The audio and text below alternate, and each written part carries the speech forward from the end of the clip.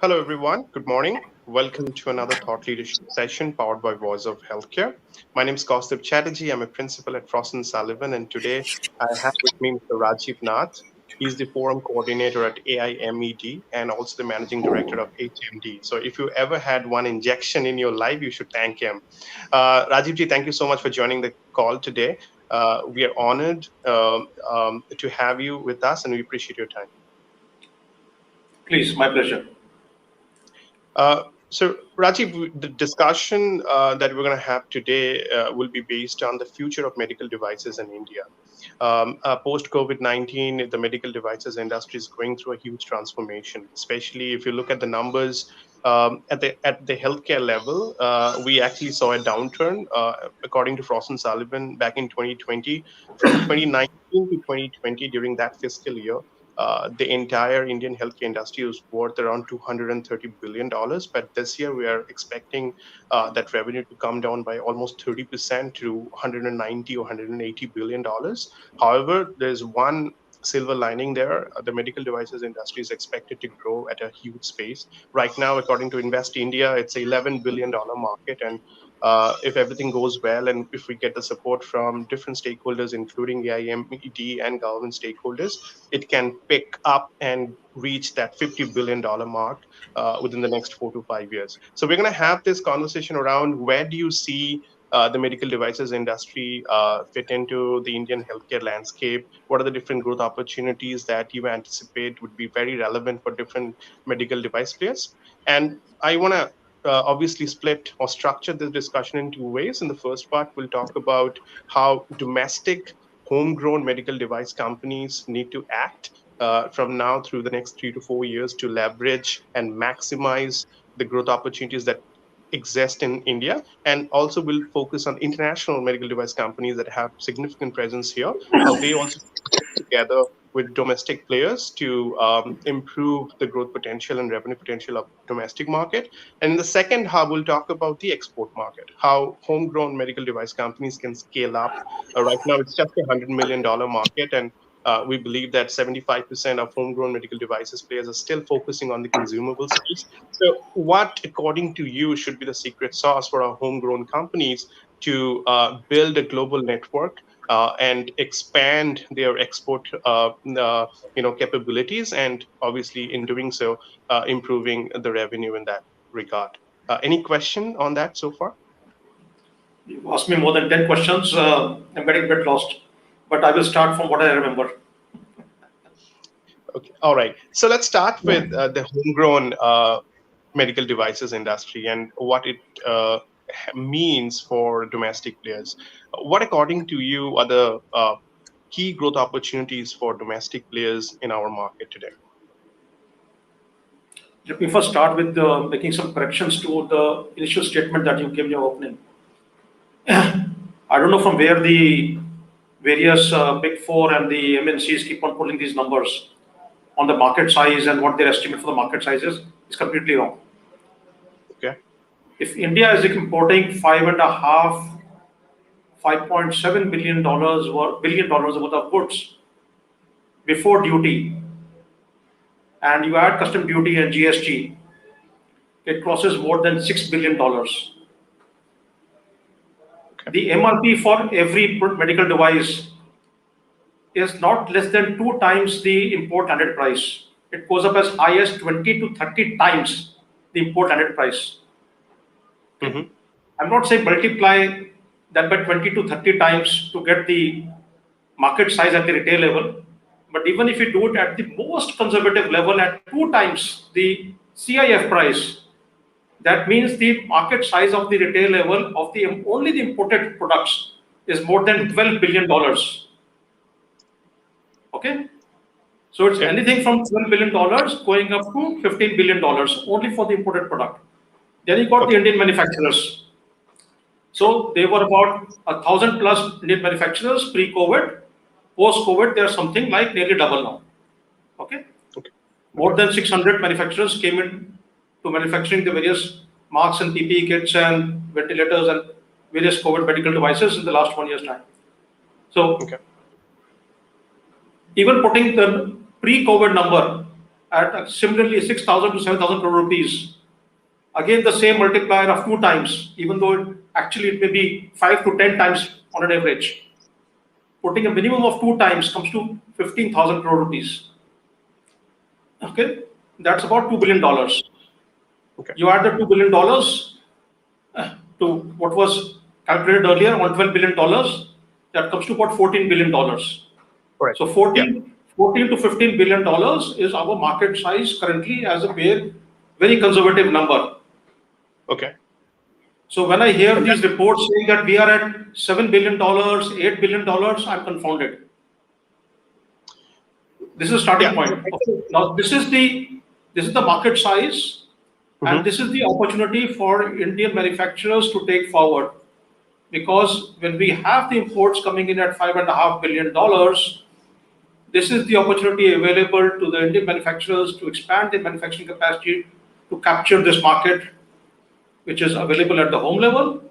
And once they have the experience and the capabilities to compete with the importers on the home turf, they would also have, meanwhile, built the experience and capabilities to also compete with them outside of India. In fact, by my experience, most of the Indian good manufacturers who've done a sincere job tend to succeed better outside of India than in India. Okay. The Indian doctors are extremely brand loyal. They don't change easily from an MNC brand to an Indian brand. As far as the user doctor goes and the patient goes.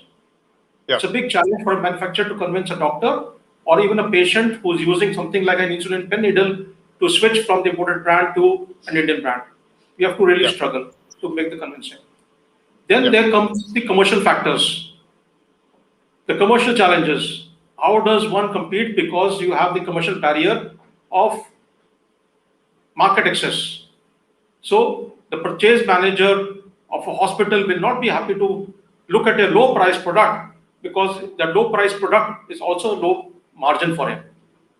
So unless you're able to give him an attractive offer which meets his requirements, and for doing that you have to substantially jack up the MRP, and that's your ethical dilemma, whether you are willing to do that or not. So in the beginning, most people are unwilling, but slowly they realize that the system is like this, the market is like this. If they have to survive, they have to come forward. Some people will keep on resisting who are strongly ethical, but mostly they will try to work with the market, and then they will relaunch the product, the same brand name or a different brand name with a higher MRP, and try to satisfy the retailer and the hospital to allow the sale of the product. Because that is the barrier. They don't facilitate the sale of the Indian product, make in India product to the end consumer or the user. Instead of facilitating, they are the barrier. So if there are two products on the shelf, a chemist will not be saying ye Indian hai, ye le lo. A doctor will not be saying ye Indian hai, ye le lo. If you will ask, he will say, ha, Indian bhi available hai. Ha, itne bhi available hai. But then also he will say, oh, who's admitted? Your mother's admitted, your father's admitted. Dekh lo. So that question is left hanging. And then that emotional baggage is in your heart, and you say, okay, why compromise on quality? Higher price must be meaning higher quality. Let me buy whatever is higher priced because it's healthy. Right. And this is the biggest challenge for Indian entrepreneurs to come forward, and why we are stuck at this 20% market share. The biggest one. Others also, they like custom duties and all that. But in the private healthcare sector, this is the one. In the public healthcare, it may be issues like tariff, which may be holding the packs, that their pricing is not there, or the buyer is putting clauses in the tenders which would keep out the Indian suppliers. Very innovative clauses. So on an X-ray machine, they will say, we want the machine and the manufacturer for the machine and the tube to be the same. So they will put 3 key components to be made by the same. So only the 1 or 2 manufacturers in the world who make everything will be able to comply with. So you're not buying, even a Mahindra car would not be made with a Mahindra engine. Right. So to expect that an X-ray machine given by Allengers would be made by an X-ray tube would be made by Allengers is a tough call. It means you're not interested to help the Indian company. And this becomes challenging and demotivating for Indian manufacturers like Ellingers or Kirin Industries or BPL who are exporting internationally. And that's where I said that sometimes it is easier for us to penetrate the international market because in many countries they've not had a bad experience with Indian products or they've not had an Indian experience before. So there is no bias against Indian products. Right. So the regulatory barriers are already there. Very few have entered and crossed those barriers. So after crossing the barrier, the person over there has not have a preconceived notion about the quality of Indian product in most cases. Yeah. So So we you're don't face saying the kind of challenges over there. yeah. So according to your opinion, the export market is most conducive to the Indian manufacturer, and we have preconceived mindset here in India that is preventing local startups to grow. Yes, so many of us who are in the export market, we find we get better respect outside of India, better value realization out of India. It is not so competitive. Good markets like USA, the buyers are very friendly and they will encourage you and say, your quality is pretty good, but your packaging is not that impressive or aesthetically appealing. Can you make these changes in the specification, in the presentation? And I'm willing to pay you higher price. Your price already is competitive. So price is Yeah. not being an issue. So Yeah. the buyer is willing to pay you a higher price. He motivates you accordingly. So you have a buyer over there who's giving you value addition. Now that experience you will not find in India. In India, when you go to a private hospital, suppose they're buying something from MNC A, an X brand product, and I say I will give you the Indian made Y brand product at 40% lower price. He will not give me guidance that 40 kg, I'll give you 10% higher price or 20% higher price, you'll still be cheaper. But here your performance is a little bit lacking. Can you Yeah. make your performance here a little bit improved and we'll be very happy to change over Mr. Nath. So Right. this is very rarely happening in India. There are Sure. supportive manufacturers, there are supportive hospitals, there are supportive doctors, but by and large, it's a difficult marketplace. Sure. Sure. Now, I want to focus on the FDI concept as well. You have recently advocated the need for price control and regulatory framework for both local and international medical device vendors in India. And we have seen that the FDI is coming down gradually from 2016, when it was $400+ million, to in 2018, where it was less than 100 million, like 66 million or so far, according to Economic Times. Uh, so, what role FDI will play in future to improve that scenario? I want to see that in a different context. Meaning, earlier FDI was primarily used to set up international vendors, manufacturing units in India, and how they can prosper and scale their products quickly in India. So FDI was primarily used for that. But now I want to look at in a different context where local startups can raise money from international communities and can thrive in India and abroad. So, do you see any potential FDI can play in that context? Okay. So your question has got two parts or two contexts, and I will address both separately. The first one is again a misleading story that FDI has fallen and Make in India is suffering. What the government needs to capture, and the balance sheets need to be revised for that by the Ministry of Consumer Corporate Affairs, that every balance sheet in the country should be giving two turnovers, the Mm-hmm. manufacturing turnover and the trading turnover. You pick up Yeah. any balance sheet, you will not get this transparently. So unless you have data and correct facts, you cannot draw correct conclusions and make correct policies. So the FDI that came into the country, that FDI was meant for manufacturing and make in India. But was it used for make in India? Or was it used to put up just trading companies in the country, make warehouses, put money in building up working capital and inventory Yeah. management? So Yeah. if it was for the latter, for trading, for working capital, for working capital management, you are making huge profits as an Indian subsidiary of a foreign company. You've displaced the distributor and taken over his marketing, and you're making 20 to 30% minimum EBITDA on that. So naturally, you'll be having a cash surplus after some time. So if you're going to be having a cash surplus, Do you think you need more FDI? You will not need more FDI unless you'll be buying a company, doing a merger and acquisition, or you'll be doing a greenfield project. So greenfield and brownfield in actual manufacturing is where the money is going to be used. For doing trading and to go as a trader, forget about a foreign company. An Indian trader is able to grow with the bank's support. Does an Indian trader, how many Indian traders have you ever heard going as a startup to a foreign bank and asking for $10 billion or asking for a venture capital equity to come in for its trading activity? He does not need to. Yeah. He knows he can manage the cycle easily. So it's more challenging for a startup, and the risk factor is bigger over there. That is the first part of the concept. The second part again of your question is regarding startups and access to capital.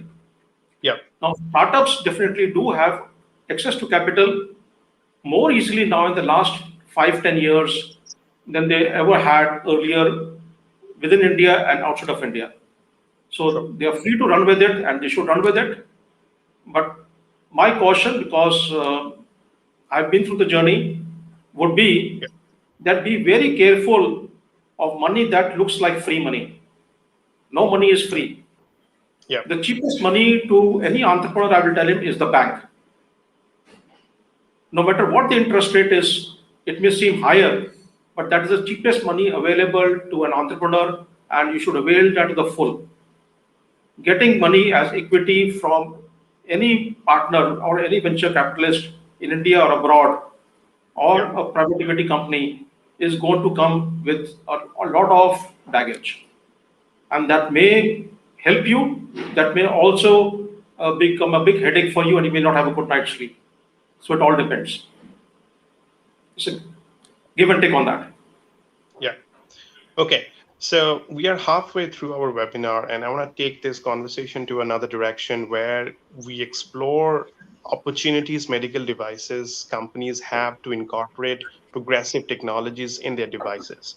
In international markets, we are seeing this trend that on-device AI is becoming more prevalent, and other technologies which offer cognitive capabilities and amplify the performance of legacy medical devices has become a mainstream.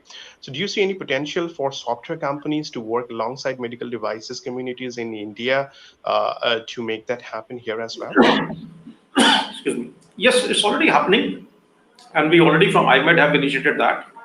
So STPI, the Software Technology Parks of India, which is the premier leading initiative by Government of India for putting various software technology parks for various industries, along with the MIT and IMED and AMTZ. These four partners have initiated this at the Sanjay Gandhi SGPGI in Lucknow. They have given one floor of a building over there, which will be available to startups over there to create software. And the linkage will be provided through IMED and through AMTZ and through MIT and SGPI to electronic hardware manufacturers. So currently India is 90% import dependent because we allow second-hand imports of medical electronics. So unless we got the right policies to really start making the products in the country and make it in India, you will not be having a large backup market to absorb the software that's going to be created over there by these companies. But yes, there's a huge potential. At the same time, let me put a caution over there. What should be India's priorities? You heard about the old famous French Marie story. Give them cake and pastries because they're hungry. So what is required first for India is bread or cakes and pastries. We don't have bread to eat, and we talk about AI and cakes and pastries.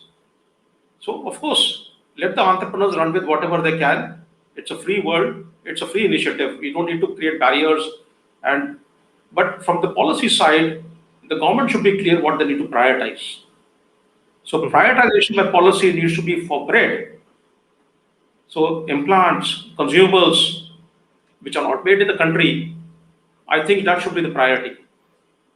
And equipment with bells and whistles definitely is needed, but that should be round to over here. Whereas what we find in the PLI scheme is focus on the equipment part of it. So even what was required for COVID, 31 medical devices were defined for COVID, acute shortages. whether ventilators, masks, PPE kits, and people were told to come forward. But the PLI scheme as an incentive was not given for these 31 devices. Why not? Back to you. Yeah. No, I agree with you that we first need to focus on availability of medical devices to our general patient population. Completely agree with you on that. However, I also have to advocate the need to have a progressive technology architecture in place which will allow different stakeholders to reach out to the patient at the right time with the right intervention. Only then we can save lives. Of course, you can deploy as many medical devices you want, but if you don't have the data to act on, then you just have an opinion. So that's the perspective I wanted to share. And we are seeing that trend that the likes of Philips and GE Healthcare, Optum included, are coming up with this progressive integrated software solutions along with their medical devices, which will allow large hospital systems and healthcare insurance companies to get the data they need to act on early, so that patients avoid readmission or first-time admission in tertiary care. So it's not only So, GE and all that, even progressive companies like Syringes, Trivitron, Prognosis yeah, in India. Let's talk about the Indian players. It's sure, good to get motivation from foreign MNCs because you may say they are the trendsetters. But I would say the Indian leading companies in this so during COVID, are you aware that they were providing all the solutions? Are you aware that X-ray with AI was available to give doctors the aid for diagnosing them for COVID or non-COVID? And these were from Indian manufacturers with Indian equipment. So I think better awareness is to come forward that yes, we sure, can do it. We are doing yeah, it. If a company like Panacea, which is making high-end accelerators and various other medical electronic equipment, yeah, and with all the requisite software, or IITPL has making cath labs now, with yeah, all the aids required in a good cath lab. So the progressive Indian companies, they know they have to compete with the best in the world. yeah, Many of them have worked in MNCs in the past. yeah, They know where they need to tweak to make it affordable. sure. You need certain bells and whistles, like in a mobile phone, but you don't need everything. And even the likes of GE and Medtronics, that's why they put up R&D centers in India, because sometimes you need to little bit tone down the feature range to become more affordable. Sometimes you Correct. put too much in the package and not being Yeah. affordable, not being competitive. So India is a very interesting market and a tough market, which allows people to realize that this is very a frugal market. And once you satisfy this market, then you can be more successful in markets like in Africa or in South America or in South Asia. Yeah. No, very valid feedback, and thank you so much for sharing this insight. I'm sure all the audience listening to us are taking notes and they're benefiting from this conversation. Let me talk about another aspect of technology's role in improving the growth potential of Indian medical device industry. Uh, I'm referring to the e-commerce space. We have seen e-commerce thriving for traditional products, and we are seeing slowly that the e-commerce players are coming up and putting medical devices, which are available direct to consumer and OTC, in their platform. Do you see that in future there would be proper provisions for selling even prescribed medical devices from online e-commerce platforms, and that will probably revolutionize the sales and distribution structure of the medical devices industry in India?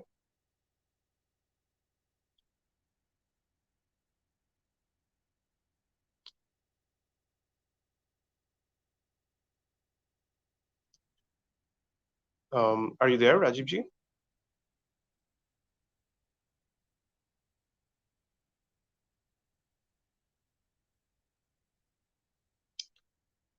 I think we have lost connection with Mr. Rajiv Nath. We'll wait for another few seconds for him to come back.